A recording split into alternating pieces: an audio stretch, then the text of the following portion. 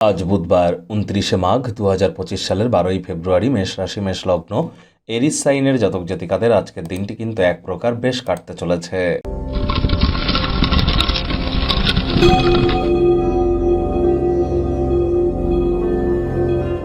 ভিডিওটির শুরুতেই আপনাদের সকলকে রাজযোগ চ্যানেলের তরফ থেকে কুম্ভ সংক্রান্তির হার্দিক শুভেচ্ছা ও অভিনন্দন রইল। যদিও আজ বুধবার, তৎসত্ত্বেও আপনাদেরকে বলবো আপনারা সূর্যদেবের প্রণাম মন্ত্র সকালবেলা 7 বার জপ করে দিন শুরু করুন। সূর্য প্রণাম করতে আজ যেন ভুলবেন না, কারণ আজই রাতের বেলা কিন্তু সূর্য রাশি পরিবর্তন করে কুম্ভ রাশিতে গোচর করবে, অর্থাৎ কুম্ভ সংক্রান্তি ঘটতে চলেছে। আর চলছে মহাকুম্ভের স্বর্ণ পাবন। 144 বছর পর স্নান করবার সুযোগ পেলে হাত ছাড়া যেন করবেন না। বা যারা স্নান করে আসছে কুম্ভে, তাদের থেকে আপনারা জল নিয়ে মাথায় ছিটিয়ে নিলেও কিন্তু একই উপকার আপনারা পেয়ে যাবেন। এটিও কিন্তু আপনারা করতে পারেন। আর কুম্ভ সংক্রান্তি আজ যেহেতু ঘটছে, তাহলে অবশ্যই আজ সূর্য শনির সাথে সংযুক্ত হচ্ছে। এর ফলস্বরূপ আপনাদের জীবন ঠিক কীভাবে প্রভাবিত হবে আগত একটি মাস, অলরেডি ফেব্রুয়ারি মাসের যে রাশিফল আমরা আপলোড করেছি সেখানে বিস্তারিত আলোচনা করেছি।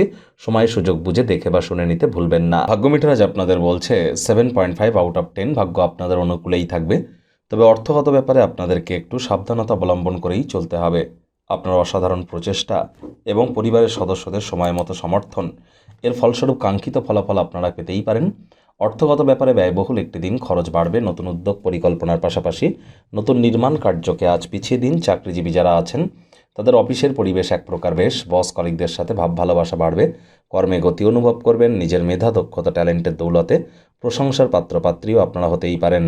রাজনীতিবিদ যারা আছেন জনসংযোগ বৃদ্ধি করুন। সমাজে পপুলারিটিও আপনাদের বাড়তে চলেছে। আজ আপনাদের অবশ্যই যারা শিক্ষার্থী বিদ্যার্থী আছেন, যে কোনো প্রকার পরীক্ষা প্রতিযোগিতার অংশগ্রহণ করবার সুযোগ পেলে সুযোগ হাতছাড়া করবেন না, সেখানে সফলতা আপনারা পেতেই পারেন।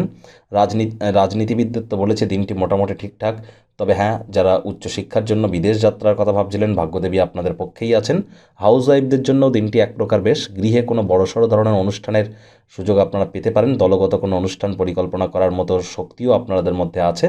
কাছের মানুষজনদেরকে নিমন্ত্রণ জানাতে পারেন। অমীমাংসিত কোনো সমস্যা অস্পষ্ট হতে পারে। অর্থ ব্যয় মনকে নিরানন্দ করতে পারে। মানি ম্যানেজমেন্ট সম্পর্কে কিন্তু আপনাদেরকে জ্ঞান বৃদ্ধি করতে হবে।